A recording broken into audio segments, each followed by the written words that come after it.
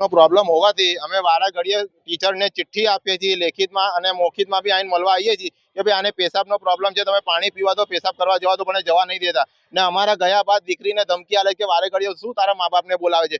કાલે જ અમે આવીને મળી ગયા. અમારા ગયા બાદ દીકરીને તમે પૂછી શકો છો કે દીકરીને કાલે શું કહેવામાં આવ્યું. ત્યારે મને કીધું નીતા મેડમે કે શું તારા મમ્મી પપ્પાને વાડેગર જ્યારે તારા મમ્મી પપ્પાને લઈ આવે તો અમને ધમકી આપે એવી રીતે, બસ કે આ છોકરી આવી છે એને બોલાવવા નહીં અને એના માલી વાડેગરે લડવા આવે છે એટલે એને ચોથી બેહાડવામાં આવે છે.